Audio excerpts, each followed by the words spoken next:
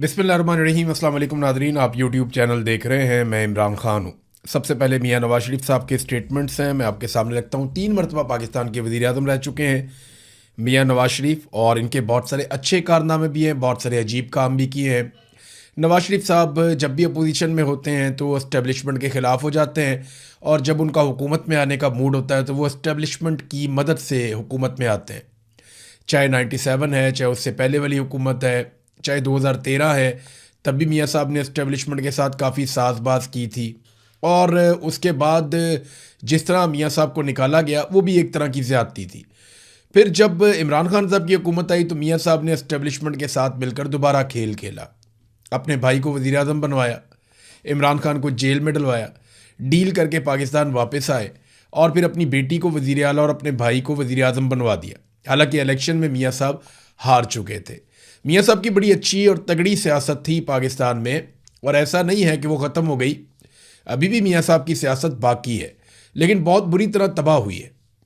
2024 के इलेक्शन में मियाँ साहब की पार्टी सीटें नहीं जीत पाई, और बहुत बुरी तरह उन्हें शिकस्त हुई थी, क्योंकि मिलिट्री एस्टेब्लिशमेंट की छाप उनके ऊपर लग गई थी।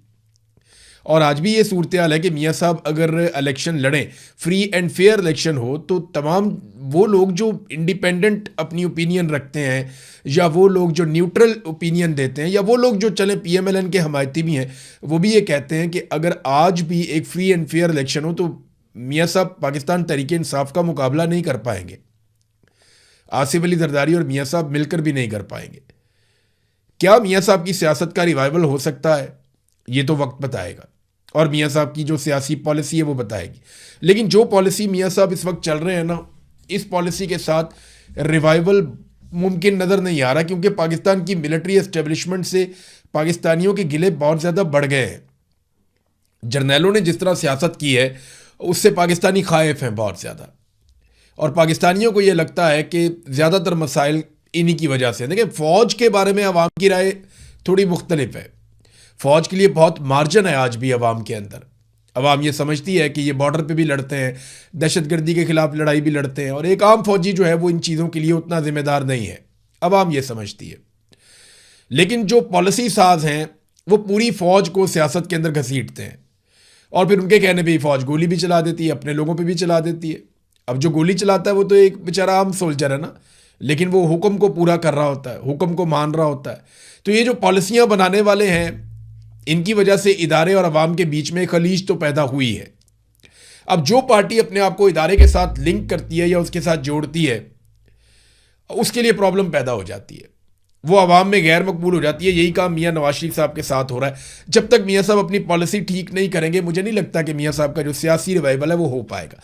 अब आज़ाद कश्मीर में क्योंकि मियाँ साहब को अकेले भागने का मौका मिला, और मियाँ साहब अकेले भागे हैं उस इलेक्शन की दौड़ में, तो मियाँ साहब पहले नंबर पर आए। क्योंकि पीपल्स पार्टी तो हो या ना हो वो एक ही बराबर है, तो तय था इलेक्शन। मैंने आपको पहले बता दिया था कि यहाँ मियाँ साहब को हुकूमत बनाकर दी जाएगी, और गिलगित बल्तिस्तान में भी हमने आपको पहले बता दिया था कि वहाँ पीपल्स पार्टी को हुकूमत बनाकर दी जाएगी।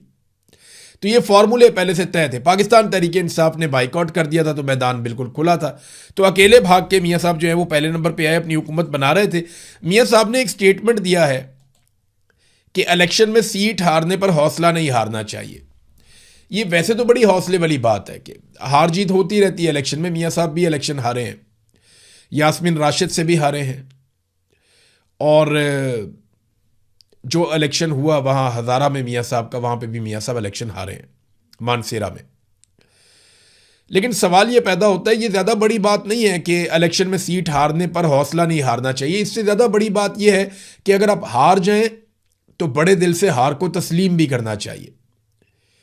मियाँ साहब इलेक्शन हार गए थे, लेकिन उन्होंने हार तस्लीम नहीं की, उन्होंने दिल बड़ा नहीं किया, बल्कि यास्मीन राशिद साहबा को लगातार जेल में रखा गया है, जिनकी सीट पे मियाँ नवाज शरीफ साहब ने कब्जा किया लाहौर में। और ये जो मियाँ साहब ने कब्जा किया, इसकी वजह से मियाँ साहब काफ़ी मजबूर भी हैं, क्योंकि ये सीट बड़ी कमज़ोर है। जब भी कभी एस्टेब्लिशमेंट चाहेगी, मियाँ साहब को दीवार के साथ लगा देगी, और इतना गंदा कर देगी कि मियाँ साहब बाद में सफाइयाँ ही देते रहेंगे। या मियाँ साहब को दिल बड़ा करते हुए, हौसला पैदा करते हुए हार मान लेनी चाहिए थी, और मियाँ साहब को यह कहना चाहिए था कि मैं यास्मीन राशिद से इलेक्शन हार गया हूँ, लिहाजा मैं बड़े दिल से इस हार को तस्लीम करता हूँ। इसको कहते हैं हौसला। लेकिन मियां साहब इलेक्शन तो हार गए, हौसले के मैदान में भी हार गए। मियां साहब को हौसला रखना चाहिए था, इतने बड़े लीडर का, जो 3 मरतबा पाकिस्तान जैसे मुल्क का जो एटमी कुव्वत है उसका वजीर आजम रहा हो, और वो इतनी जल्दी हौसला हार जाए कि एक खातून से वो इलेक्शन हारा और उससे हार ही नहीं मानी गई, बल्कि वो डट के खड़ा हो गया, नहीं जी नहीं, मैं वो इलेक्शन ले लिया, उन्होंने चोरी कर लिया, आधी रात को आरओई तब्दील कर दिया और करके जैसे भी किया। तो मियां साहब कहते हैं इलेक्शन में सीट हारने पर हौसला नहीं हारना चाहिए। हौसला तो आप तब हार गए जब आपने हौसला ही नहीं किया अपनी हार तस्लीम करने का। एक और बात मियां साहब ने कही कि मेरे 3-4 साल में डॉलर 1 रुपया भी नहीं बढ़ा। ये बयान जो है मैंने चेक किया, सारा डाटा निकाला 2013 से लेके 2017 तक का, तो उस डाटा के मुताबिक रुपए की कदर कम हुई थी। मियां साहब कह रहे हैं कि डॉलर 1 रुपया भी नहीं बढ़ा। जब मियां साहब की हुकूमत आई तो 98 का था। जब मियां साहब की हुकूमत ख़त्म हुई, यानी मियां साहब को वजारत उज़्मा से हटाया गया, बाद में भी मियां साहब की अपनी हुकूमत थी, शाहिद का खान अब्बासी को लगाया गया था, इसाक डार ही वज़ीर ख़जाना थे, लगभग 110 के आसपास, 98 से इनको मिला था। इमरान खान को जब हुकूमत मिली थी तो 129 रुपए का था। यानी मियां साहब को जब हुकूमत मिली थी तो डॉलर था 98 का, इमरान खान साहब को जब हुकूमत मिली थी तो डॉलर था 129 रुपए का। फिर उसके बाद शहबाज शरीफ साहब को 178 की मिली और आज 278 रुपए का डॉलर है, और ये 300 से ऊपर भी जा चुका है। बीच में इतना ज़्यादा एक जंप लगा था, लेकिन आज 278 रुपए का ये बहुत महंगा है। और ये इसाक डार साहब की पॉलिसियां हैं जिनकी वजह से पाकिस्तान यहाँ पे पहुंचा। ये बात सारे मानते हैं। आप जब भी कभी पाकिस्तान का पूरा ऑडिट कर लें आप इकॉनमी का, तो आपको पता चलेगा कि इसाक डार साहब के फैसलों ने कितना नुकसान पहुंचाया। और मियां साहब के लगाए हुए जो IPPs थे, जो मियां साहब ने अपने दौरे हुकूमत में लगाए, उन IPPs ने जो बिजली के मंसूबे लगाए गए, जिनमें यह मुआहदा किया गया कि आप बिजली बनाएं या ना बनाएं, हम आपको बिल अदा करेंगे। ये जो मुआहदा किया गया, जिन लोगों के साथ किया गया, जिसमें बड़े बड़े कमीशन थे, इन मुआहदों ने पाकिस्तान की मईशत की कमर तोड़ के रख दी। आज मियां साहब कहते हैं जी हम कमाल काम कर रहे हैं, वो ये कह रहे हैं शहबाज शरीफ साहब दिन ब दिन हालात बेहतर कर रहे हैं। हालांकि हकीकत यह है कि मईशत भी नीचे जा रही है, गुर्बत बढ़ रही है, बेरोज़गारी बढ़ रही है, महंगाई बढ़ रही है। डॉलर देखें आपके सामने, पेट्रोल की कीमतें पूरे खित्ते में सबसे ज़्यादा हमने बढ़ा दी हैं, बदअमनी भी पाकिस्तान में बढ़ रही है। जब सारे हालात लगातार ख़राब हो रहे हैं तो मियां साहब कह रहे हैं कि उनका भाई बहुत अच्छे काम कर रहा है। और जब इमरान खान ने पूरी दुनिया में सबसे अच्छा परफॉर्म करके दिखाया था कोरोना वायरस के खिलाफ, तो मियां साहब कहते हैं वो दौर बहुत बुरा था। देखें, किसी की अच्छी चीज़ को तस्लीम करना चाहिए। मियां साहब ने अपनी ज़िंदगी में कुछ अच्छे काम किए हैं। यानी जब एक प्रेशर आया मियां साहब के ऊपर, जब एटमी धमाका करना था, तो कम से कम उस दौर में एस्टेब्लिशमेंट ने किया हो, मियां साहब ने किया, मिलजुल के इन्होंने एटमी धमाके तो कर ही दिए थे ना। तो ये क्रेडिट जाना चाहिए, जो लोग उस वक्त थे उन सबको जाना चाहिए। तो इमरान खान को भी बहुत सारी चीज़ों का क्रेडिट जाना चाहिए। मियां साहब को अपना दिल बड़ा करना चाहिए कि बहुत सारे काम इमरान खान साहब ने बहुत अच्छे किए थे, जिन पे आजकल उनकी बेटी, उनका भाई जाकर अपने नाम की तख्तियां भी लगा लेते हैं बाज़ औक़ात। नादरीन, राणा सनाउल्लाह साहब ने एक स्टेटमेंट दिया। उन्होंने कहा जी कि आइन और कानून सियासी जमातों को एहतजाज की इजाज़त देता है, लेकिन वो सहूलत पाकिस्तान तहरीके इंसाफ को मैसर नहीं है। यानी ये इन्हें वो सहूलत नहीं दी जा सकती क्योंकि पाकिस्तान तहरीके इंसाफ पर 9 मई का इल्ज़ाम है, ये राणा सनाउल्लाह ने कहा। तो मामला ये है कि कल मिलिट्री एस्टेब्लिशमेंट की किसी और पॉलिटिकल पार्टी से अगर लड़ाई हो जाएगी तो वो उनके ऊपर कोई भी इल्ज़ाम लगाएं और वो ये कहें कि इनको हमने कोई जलसा जुलूस नहीं करने देना, कोई सियासी एक्टिविटी हमने इनको नहीं करने देनी, ये इलेक्शन जीतेंगे भी तो हमने इनको नताइज नहीं देने, तो फिर वो पॉलिटिकल पार्टी क्या करेगी? देखिए, 9 मई अपनी जगह पे है, वो अब एक कानूनी मामला है, वो अदालतों में चलने दीजिए, वहां पे सबूतों की बुनियाद के ऊपर फैसले होने दीजिए। अदालतें जाने और 9 मई जाने, आप सबूत ले आए, CCTV फुटेज ले आए, बाकी चीज़ें ले आए, शवाहिद ले आए, उसकी बुनियाद पे आप लोगों को सजा दिलवाएं। कई जगह पे लोग बाइज्जत बरी भी हुए हैं, कई जगह पे लोगों को सजाएं भी हुई हैं। तो 9 मई को खालिसतन एक कानूनी मामला रहने दिया जाए तो बेहतर है। अब इसकी बुनियाद पे आप ये तय नहीं कर सकते कि लोगों को ये हक ही नहीं है कि वो एहतजाज करें। वो एक पॉलिटिकल पार्टी है। अगर आप फर्ज कर लें कि 9 मई में पाकिस्तान तहरीके इंसाफ के लोग एहतजाज करने निकले भी, अव्वल तो तहरीके इंसाफ बड़ा कैटेगोरिकली कहती है, इमरान खान साहब भी, कि ये एक फॉल्स फ्लैग ऑपरेशन था और CCTV चोरी जिन्होंने की है, CCTV फुटेज, वही इसके लिए जिम्मेदार है। और वो ये कहते हैं कि जानबूझकर नकाब पोश भेजे गए जिन्होंने तोड़फोड़ की है, हमारा तो इससे लेने देने ही कोई नहीं है, वो ये कहते हैं।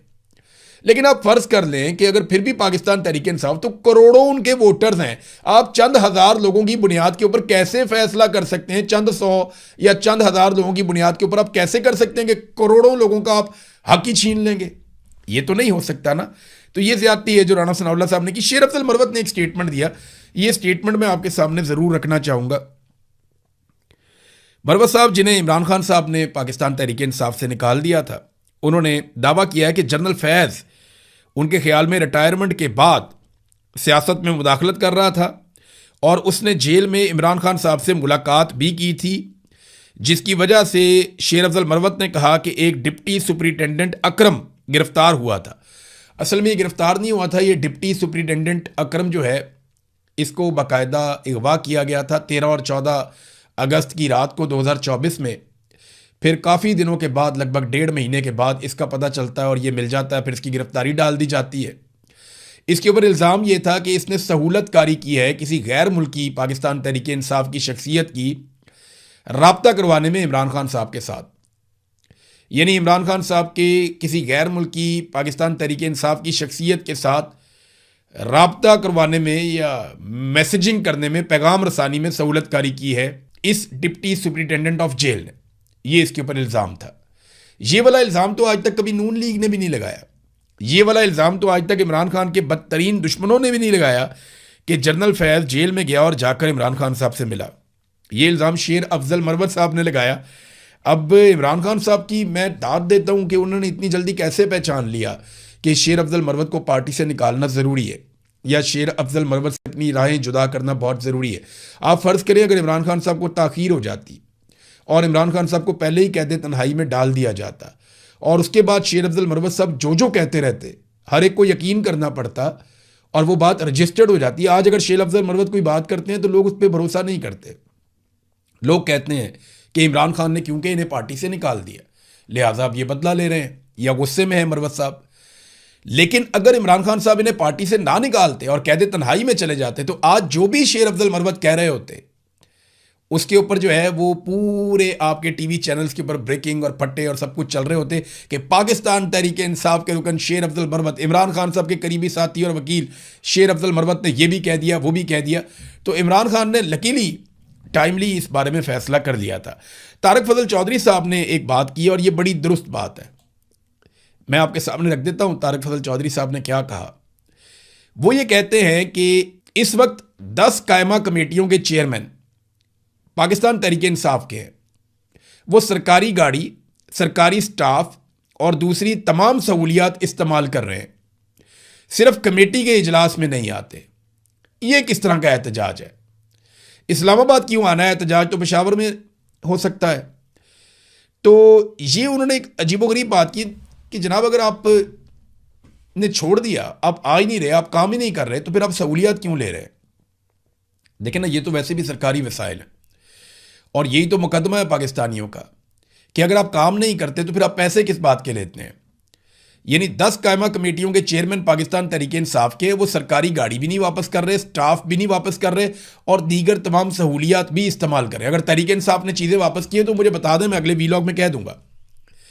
लेकिन तारिक फजल चौधरी साहब ने ये इल्ज़ाम आयद किया है कि ये सारी चीज़ें वो इस्तेमाल कर रहे हैं। इससे पहले कुछ सहाफ़ियों ने भी इस बात की निशानदेही की थी और पाकिस्तान तहरीक इंसाफ ने तरदीद नहीं की थी, बल्कि एक कोई पाकिस्तान तहरीक इंसाफ के साहब हैं, मैंने वो उनके करीब गाड़ी में जाके सहाफ़ी ने पूछा भी था कि गाड़ी कब वापस कर रहे हैं, तो उन्होंने इसका जवाब नहीं दिया था। तो बात यह है कि ये गाड़ियां आप फिर किस कैपेसिटी में रख रहे हैं, ये स्टाफ आप क्यों इस्तेमाल कर रहे हैं, सहूलियात और मुराद आप क्यों इस्तेमाल कर रहे हैं, जब आप कायमा कमेटियों के इजलासों में जा ही नहीं रहे। अगर आपने इस्तीफ़े दे दिए तो सारी चीज़ें वापस कीजिए। इस्तीफ़े आपने दे दिए, काम आप वहाँ टकेगा नहीं कर रहे और चीज़ें और सहूलियात सारी आपने रखी हुई हैं, तो ये कौम का पैसा है। हम गरीब लोग हैं, हम बहुत गरीब कौम है, बहुत एक एक रुपया हम जमा करते हैं।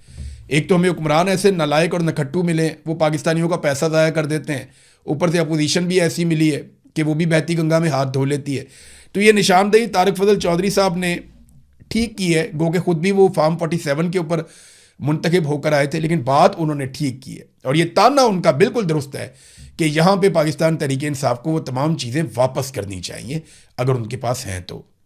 नाज़रीन, साले जाफ़र साहब को जो एक अवार्ड देने का ऐलान किया गया, उसके बाद उन्हें टीवी चैनल पे पूछा गया कि आपने वो जो ख़बरें दी थी, बड़ी अजीबोगरीब किस्म की ख़बरें आपने दी थी वज़ीर आज़म के हवाले से। नवाज़ शरीफ को जब गिरफ़्तार किया गया, शहबाज शरीफ को जब पकड़ा गया, तो बड़ी निजी किस्म की, बड़ी घटिया किस्म की ख़बरें थी जो आपने दी थी, तो आपने वो क्यों किया था? उन्होंने कहा जी मैं तो अपनी ख़बरों पे आज भी कायम हूँ।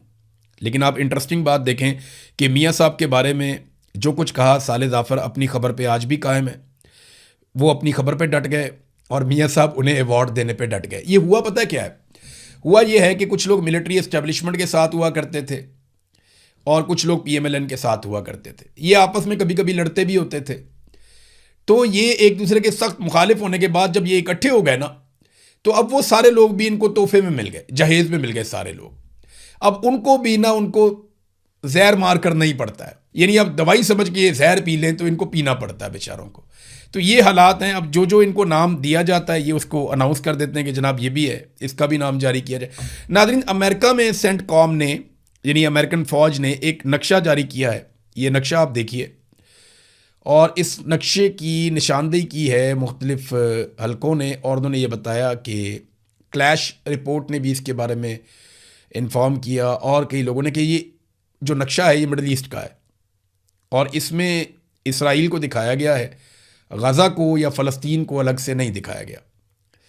तो क्या इसके ऊपर हम बोर्ड ऑफ पीस में कोई एहतजाज करेंगे, कोई आवाज़ उठाएंगे कि अमेरिकन फ़ौज की जानिब से, सेंट कॉम की जानिब से जो नक्शा जारी किया गया उसमें सऊदी अरब भी है, इराक़ भी है, जॉर्डन भी है और उसके बाद इसराइल भी है, लेकिन गज़ा का यहाँ पे कहीं पे कोई निशान या नाम नहीं रखा गया। बड़ा अनफॉर्चुनेट है। ऐसा लगता है कि ये फ़ैसला हो गया है कि अब गज़ा का वजूद नहीं रहेगा, गज़ा से तमाम फ़लस्तीनियों को निकाल दिया जाएगा और गज़ा को वैसा ही बनाया जाएगा जैसा प्लान जेरेड कुशनर का था, जिस प्लान के बारे में डोनाल्ड ट्रंप ने बात भी की थी। नाज़रीन, 3 ईरानी पायलट्स जो हैं उनका एक रोला पड़ गया, वो मिसिंग है।